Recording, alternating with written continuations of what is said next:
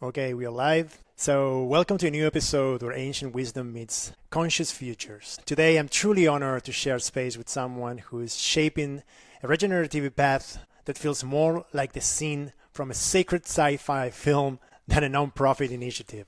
But it's real, and it's happening right now. I have the gift of meeting Adina, this beautiful soul in Los Angeles during the Global Milken Conference. When she spoke about AR life, I felt like unmistakable alignment, and like her words were coded with future we will all want to live in. Adina is the founder and the visionary behind AR That Life, a nonprofit initiative that pioneered the future of healing of the land, of communities, and of consciousness itself. That's why we're so in alignment with our company. Welcome, Adina, to the show. Such a pleasure to have you here today. Thank you. It's such a pleasure to be here. Such a pleasure. Where are you right now? I'm currently in Berlin. In Berlin, I'm not really located anywhere. I've been traveling so much for Aerth, but I grew up in Berlin, so whenever I can during the summertime, I come back here to see friends and family. I love it, love it. And more now that you are in this inspiring journey with Zach Bush, I'm wondering, like, you're going to be traveling so much in the next couple of months, right? Yes. There's some travel ahead, but not more honestly that I've been doing already. So it's all perfect. I'm already in the flow. Okay, Adina, just take us to the beginning. What inspired AR Live, and what's that moment of vision when it feels like a first call? So if you can explain to someone that has no idea of AI and what it's the vision and the work that you're doing in this. Okay, that's a big one. Let me start at the beginning. Where's the beginning? Where's the beginning? Where's the beginning? How long ago you started with this? It's interesting because in the aftermath, you start looking back at your life and you understand that most likely it started already with the questions I was asking when I was 16. I have one of these lives where I never had to question what I do next. Never. I have never been in the situation in my life where I didn't know my next step, because one thing always led to the other in a way that it felt almost inevitable. So I remember with 16, I told my parents that I will study philosophy in Berlin, in Germany, and they were very shocked because it didn't feel like that was the future that they had, seen for me. And I think in retrospect, the way I studied philosophy, how I started Hegel, how I was doing systems thinking. Later I got a grant to join the consortium between NYU, Columbia and New School. So I went on with my philosophy studies in the US. But it was all very much centered on systems thinking. And at the same time, I see music as colors. It's something I've always experienced since I was a child. And when virtual reality came out, I remember there was this Oculus Rift developer kit, and I used it to visualize music in space because I wanted to show people how I experience music. And one thing led to the other, and I ended up advising Conservation International at Media Arts Lab in Los Angeles on how to use virtual and augmented reality. Media Arts Lab is the Apple agency. And I remember that I was showing them 360 videos and augmented reality and how one could use that for impact storytelling, because Conservation International wanted to make a big rollout, making people feel and experience the degradation of nature, or the power of nature as well. And even though the virtual reality experiences turned out to be glorious and beautiful, I kept asking the questions, why don't we have any models or scenarios that can actually help us combine all the best knowledge, like the Ashaninka in Acre in the Amazon rainforest. They plant 137 biodiverse seeds to bring back that soil. Where is that knowledge, and why are we not showing solutions that are data-driven and informed by people on the ground, rather than telling an abstract story in virtual reality about our planet? And I think that's when it hit me that we actually don't really understand the complexity and interconnectedness of our own home. Wow. So when you had that vision at the time, that technology was not available. And then when that was for you, like, you thought that, well, this is the right time now. Where I've been experiencing these visions, and now I can probably merge these two worlds and have a potent tool that will help me to gather all this information and make it more available for everyone. When was that time? It took a while. I think back then I started trying to understand why. The first step was trying to understand why is the data not available. So to be very clear, we have, and it will be a bit technical now, but we have something that people call Earth digital twins that are put forth by IBM, by the European Union, China, etc. They're building Earth digital twins. There's NVIDIA working on Earth 2. Most of these models are not really integrating, or only sporadically are integrating ground data. What does it mean? It means that these models actually they simulate physics, right? They simulate climate or weather patterns, or they can see CO2 in the atmosphere. We can do climate projections. But what we cannot do is we cannot understand what's happening in the ocean.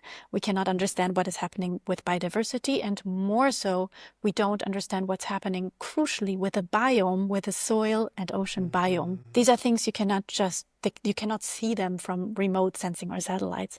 But this is the deeply knowledge, the knowledge in the women in Somaliland who hold the seeds, the Ashaninka in the rainforest, the oyster singers. There's an understanding of the deep and intricate web of life that we can just not pick up on just by using satellites and technology. So how do we merge these two things? On one hand, I see people on the ground who have this deep knowledge, but even people like, you don't have to be indigenous, even people like John D. Liu, who I have so much respect for, who's like, while we're speaking, most likely regenerating entire plateaus, there's these people who have these practical knowledge. And then we have these very abstract earth digital twins that don't really connect with what's happening on the ground. And how do we actually close that gap? And there's two things that happen. One is a vision that goes more into a question about planetary consciousness and how humans are interconnected with that. And then the other piece is, where is the knowledge on the ground, and why is this knowledge not being unified in a way that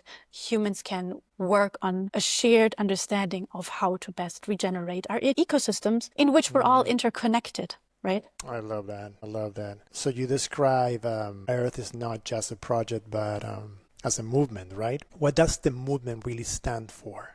And what makes it unique? Yeah. When I started this, I only started it because I just couldn't believe that this didn't already exist. Like, it's still mind-boggling to me that it doesn't exist. And as so many things, people always believe that technology is the answer or AI is the answer, but it's not. The answer is, how do you create a coordination system amongst many, many humans that just don't speak to each other? It's so fascinating, no? I've been to, I looked at who has most of the ground observation data. And these are every country with a major coast has a major oceanographic institute with tons of funding and sensors and studies and drones and scientists every day going into the water, taking the measurements. And yet, where does this data go? So from a machine learning perspective, 95% of the data is wasted and not machine readable or computable. And that's just a shame, because we can use machine learning to understand patterns that are beyond our own cognition. We can start understanding how something over here has an effect over here, and how through an upwelling of the water or the warming of the seas, now there's a difference in nutrient flow that now affects apex predators, that now has a ripple effect, that now leads to a collapse of an ecosystem. How are we not, if we have machine learning, we have the data, we have the institutions, and yes, people are just counting carbon, and it's an absolute mind-blowing to me how we're not using the intelligence that we have. And that's so important. It's so beautiful what you're doing, because when you shared with me first time where you were working on it, when you shared something about the scientists. I don't remember if you were working with people from NASA and people from a nuclear reactor in China. It's with these two people, what they have in common? Well, they have a lot of things in common, but what they lack is to have a unified language that they can communicate properly to understand themselves even better. And that blew my mind, because what you're doing and bringing to this world, your wisdom, your gift, is to dissolve the barriers of communication. And not only that, given that you also are serving it and putting it available for anyone can grasp that data and understand what's going on in the oceans, what's going on in the soil, what's going on, why the cutting trees in the Amazon affects the rainforest and brings rains in Africa. All this stuff that we have no idea. Now what you're creating is going to allow us to increase our level of consciousness very highly, and that's amazing. That's what I love what you're doing. Is that what it is? Is that, if you want to put a name on it, how do you really define your work? It has many layers to it. I think from a scientific perspective, we're creating a unified framework that allows for ingestion of ground. It's called in situ data, of ground data to be linked and to be comparable. So now we can actually start computing, and we also have a shared metadata language. So it's basically creating shared languages amongst the different data stakeholders, but more so it's about creating the willingness and the trust. And I think that's very important. Why are people not sharing their data? Because they don't necessarily trust each other. Ground data gives insight into a country's resources. If you're in Gambia, or if you're in Kenya or in Mozambique, and you're having this incredible biodiversity, or Mexico, right? And you've been extracted from in the past, then of course you say, no, nobody gets our water samples and nobody gets our eDNA. But that puts us back, because that even hinders collaboration more. So how do we, first of all, create a network where people can actually start trusting each other again? And the importance is, like, I think you explained me, that it's going to be an open source, right? It's not going to be controlled by any other AI, like OpenAI or Gemini or whatever you want to call it. Yeah, all the AIs are available there. It's his own AI, right? Yes. So what we're doing is, in a way, we're creating machine learning models, first regional by regional machine learning models, and then there is a meta model that starts learning more and more. It's not a black box. Absolutely. It's not a black box. It's very clear where the scientific data comes from. There's peer review, there's verification of origin, and the way that things are calculated are pretty clear. So it's not a one-stop shop of us actually creating a black box AI that now sucks in all the indigenous information and turns it into some kind of like logic that we spit back out. I love it. And I know that you're growing this amazing profit, and I can't wait to see it, like, in a couple of years. What you going to do, Adina? Really, I'm like really a big fan of you. This non-profit of yours. And I also know, because you shared in a previous conversation we had over the phone, that you're partnering with Zach Bush. The legendary Zach Bush. So that's also incredible. You want to share a little more about that? Sure. For now, what we're doing is we're basically they're our fiduciary sponsor. So basically, we're just starting to align ourselves slowly. We're fundraising to get the tax exempt in the US via Project Biome, and that is in the works. And we are also doing joint pitches where we're presenting to donors the vision, the shared vision. We have, of course, a lot in common in mission. I think what drives Zach, of course, the most is regenerative agriculture and understanding how to actually heal the soil biome. And with the constantly extending partnerships that we have in Mozambique, Gambia, Panama, Brazil, Australia, we have access to a lot of soil samples. But the reason why we need to stay a nonprofit is this needs to be mutually beneficial. So we're not collecting data, we're connecting data so we can compute over it and create mutually beneficial models. Wow, that's going to be amazing.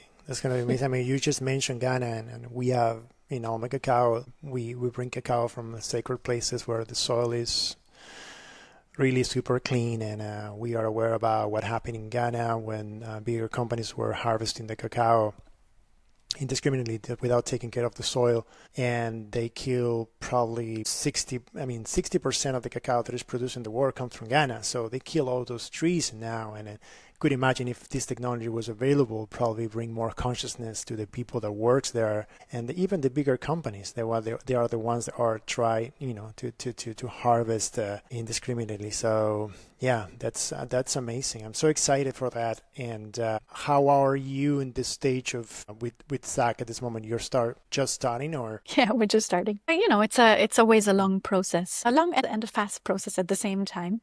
But I think we're both fairly intuitive and are moving with alignment.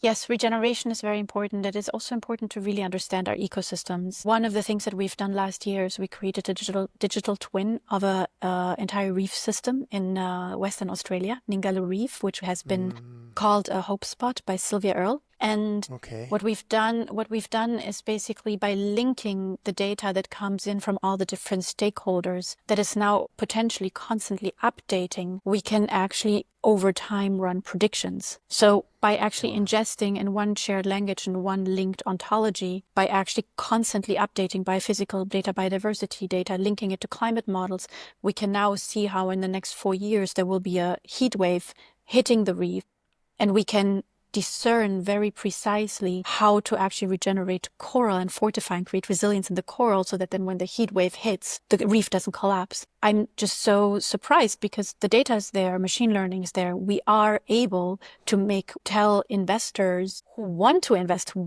they want impact. They don't want to spend money on something that in the end doesn't have any impact, right? To basically be able to be very discerning and say, hey, this is the actual impact and the actual achievement that is going to come out from building resilience in this reef. And right now we just people are, maybe supporting mangroves or protection of sharks. And this is all very good. But if we actually understand how the ecosystems are interlinked, we start understanding how we have to first fortify this and then fortify this in order to stabilize the ecosystem. And that knowledge is held by indigenous, but we have never formalized it in data so that we can actually share it worldwide. It's going to be like a way like you guys going to develop an app or something that everybody can have in their phone so they can have access to this higher consciousness and and it's available for everyone, right? It's available for everybody. The higher consciousness is interesting that you brought that up because that is, of course, not the first step, right? The first step is the linking of the data, the creating of models, the running of different scenarios for the best solutions, and also the collaboration between not only scientists within one organization, but also maybe across countries because the ocean actually connects us all, or even the soil. Like we always believe that we can do something at our country's borders, but then we're actually realizing how we're so deeply linked to another continent, right? So the first part is about collaboration, but then on a deeper or higher level, depending on where you look at it from, there is, of course, the deeper understanding that humans are deeply interlinked with this planet. And yet we somehow, weirdly enough, see ourselves as separate even from each other, which is crazy. I love it. Building Adina, this consciousness is important. Has James Cameron or I don't know, call you to make a movie or something like that because it's sounds like Avatar, sounds like a beautiful ideal world, and this technology, it's unbelievable. I'm still painting visions in my head how this can really shift the humans and the human consciousness forever. So in a time of global disconnection that we are living right now, right? Everybody's so disconnected. Aerth feels like a map to wholeness, to connect again. How you stay anchored while holding such a future-facing vision. Breathing. Breathing. It's difficult. It's been very challenging. There was a time where I was just shown everything in pictures, and it was really hard for me to understand how to bring this into 3D and into reality and into the material reality. And it just takes a lot of practice. It takes hours of my own practice that I do every day to ground myself and to also connect. And I think also in the collaboration, how we actually collaborate, I had to learn a lot with how you build teams around you, how to actually, you can't really say you're connecting the planetary data and then you can't even connect the humans around you. So no, it's very difficult. How do you actually bring people together in a way that don't speak the same language? And I don't speak about English versus Chinese. I'm speaking about, I am a specialist in physics-based models and I don't know how to speak to a marine biologist. That's crazy. Yes, it is. I think people who listen to this, they're gonna grasp more the idea of what could be achieved if these barriers are gone. Imagine geniuses from all around the world collaborating together to heal the planet and having a unified vision. And I just it gives me goosebumps. It's really amazing. You often reference ancient and indigenous knowledge systems too, right? How does your nonprofit uplift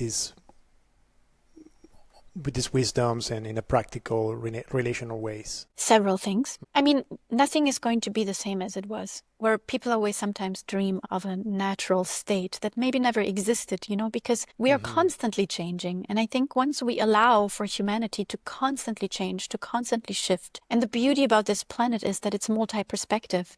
We have so many different people creating a prism of experience and of perspective of seemingly the same thing, but it's completely different realities. And yet we have something that is unifying us all, that we're co-creating in. And how do we bring that together without killing the differences? And I think that's what always worried me about technology. The way we use current technologies is that we kind of absorb. I'm very critical, and maybe I'm going to say something now that's very unpopular, but I'm very careful with running around using language models and training language models on indigenous knowledge, because there is something about it where language models are trained on white Western logic. And the core of colonization was that white Westerners went to Africa and dictated what intelligence is. We basically said the guy who doesn't know how to count, but he still knew exactly when a sheep was missing. Yeah. So, right. So how do we keep the heterogeneity of knowledge and of wisdom that can just not just be put into the black box of how we consider to be logic, language, and process and progression? And I think this is extremely important to me. So I have zero interest in taking AI and training it on indigenous knowledge, because I actually believe we are the ones who need holistic models. They don't need it. They need us to have an AI to tell us how to actually go back and remember holistic thinking. They don't need that. But where we can, exactly, it helps us remember. But I think it's not only a going back, it's also we're going into the age of Aquarius. And that means the technology, there's no way, we can't dodge that bullet. The next 2,000 years will be all about technology. So how do we actually bring our ancient futures, as they say, how do we bring the past into the future in a way where it is still systemic, intertwined intelligence systems that are actually encompassing all the different perspectives into one? I love that, and that leads me to the next question about spirituality, because right, we're putting all this information and connecting, unplugging this huge AI that is gonna analyze data in a way that wasn't never possible before. So as a nonprofit, how does Aerth balance spiritual vision with structural responsibility? And what does ethical leadership mean to you as the CEO of the company? I mean, that's a big one, because that has been the entire journey. The entire journey was trying to figure out how we can actually create a system that keeps the ethical boundaries of what we're doing. And so the part of the reasons why we're not for profit is because we realized, of course, we can generate a lot of revenue. We will have the most advanced training models on planetary health. There's an incredible value in this. But what we cannot have is 5 guys who are owning equity to walk away with that value. So the difference to a nonprofit is, how do you actually create a circular economy and now take the profits and reinvest them into all the stakeholders? It means from the fishermen that should have an equal stake because they have done all the observation on the ground, to the scientists, to the guys who built the models, and to the genius kids maybe in India who come up with the best model for the best solutions and scenarios that we couldn't even think of, right? How do we actually redistribute revenue share, and how do we create a circular economy instead of just extracting and then having a $10 million IP that we don't share back?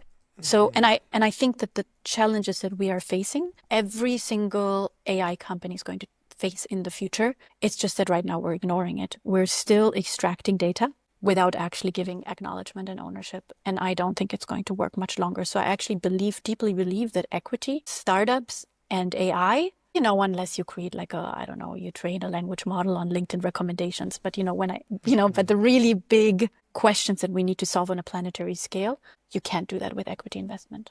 And so we need new models. Wow. When I met you were, I just happened to be in a gather of a bunch of geniuses working in AI, and I think you were working in you were working in something specific. I can't remember right now where it eDNA. is. eDNA. eDNA. Environmental DNA. Okay, and how is that going? And if you want to share a little more about that. Sure. So one of the most maybe valuable data sets on the ground is something that is called environmental DNA. And now that gets really exciting. Yes.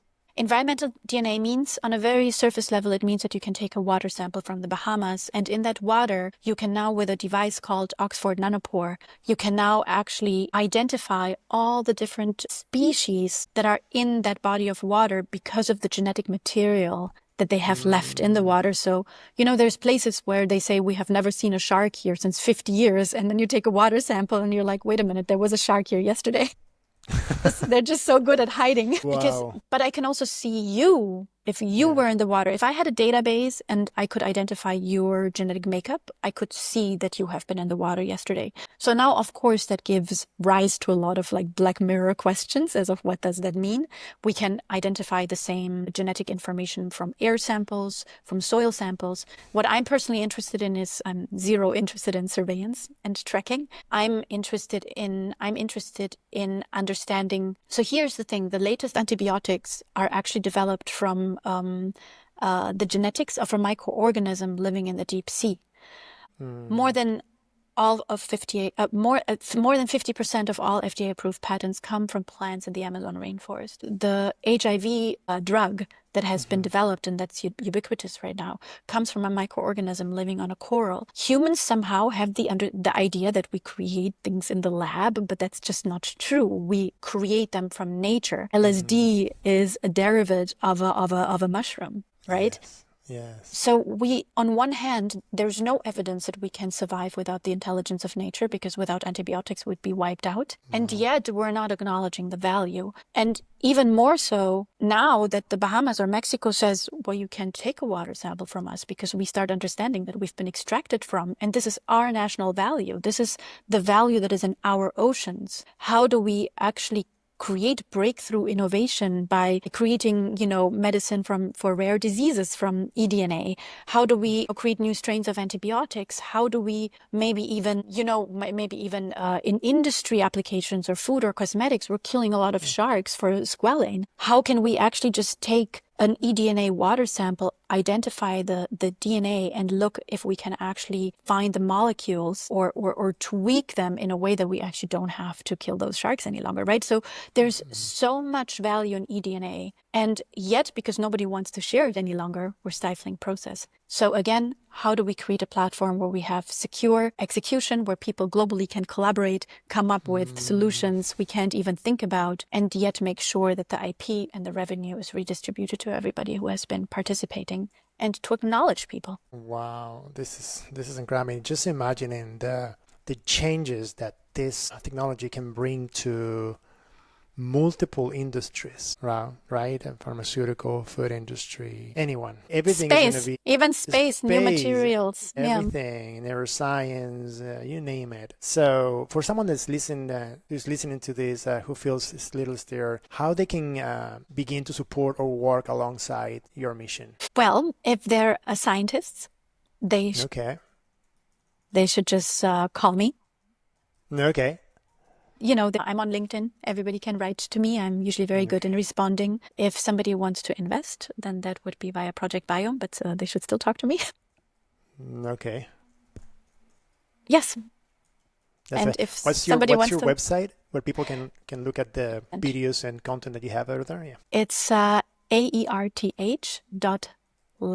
as in live recording. Awesome. That's great. And just like wrapping up this, with a final one question. I mean, it's just like so much to learn here, so many things. Like, we're going to be following your journey for sure. And I'm curious to see how this is going to be developed in the next 2 years. What we're going to see more. That's my curiosity. As we are in a curve of shifting, the time is shifting so fast. With the learning, consciousness, everything is accelerating. And this comes falls into that peak of the curve. I cannot imagine how fast are we going to start seeing changes in the world in the next couple of years, right? Absolutely. I'm very positive. I have a very positive outlook. I feel with the dysfunctionality of governments around the world right now, I think that we will see more personal responsibility. People will actually step up, not only from funding solutions, but also people actually starting to collaborate, starting working together. I think the more we've been through this golden time, especially me growing up in Germany, where everything was taken care of by the state. I actually, I have one of the best educations imaginable, and not only did I not pay tuition fee. I also was paid every month to study. So, Wow. so I grew up in this golden times, and now these are kind of coming to an end. And I think we're starting to understand that if we want to stay healthy, if we want to have healthy soil, if we want to live in community and communion with our surroundings, we need to take matters into our own hands in a way that we actually, through community, build the world that we want to live in. And hopefully the tools that we're building are going to help people connect, share knowledge, build scenarios, and really connect us further with groups that we otherwise don't speak to. I love it. I love it. What is your next milestone? What's stopping you? Yeah, for the next evolution of in your nonprofit. Sorry. And the organization. I think it is the fundraise. We've done so much work. It's kind of crazy that people have spent so much energy onto this. We have built models, we have run predictions, we have at this point united 8 countries pledging to share their coastal and marine biology and ground data with each other through the system. So we've built a lot, and now it is very clear that we're professionalizing this. We're moving this to the next level, and we're looking for mission-aligned funding, and that's very important to us because of the ethical boundaries that you had mentioned. What's bringing you joy today? What's the thing that brings you joy? Honestly, exactly what I'm doing. I love it so much. I just feel so blessed because I've learned so much. I had no idea about data. I'm a philosopher. Then I had NASA people join my calls, and I had to I couldn't lose face as the female founder here, right? So I just learned so much. I learned from every conversation. I learned from people on the ground. I learned from people who are building satellites. I've learned so much, and it makes me so happy. Everywhere I go, people are just rocking my world. And there's nothing more beautiful than moving through the world, because when you have a thread, I feel like I'm being pulled forward by my belly button. And if you have a mission, then automatically the people that come around you all bring a piece of the puzzle. And it just makes me so happy to be part of this web that is constantly expanding around me. I love it. I love it. Thanks for sharing that. What is the legacy that you want to leave behind?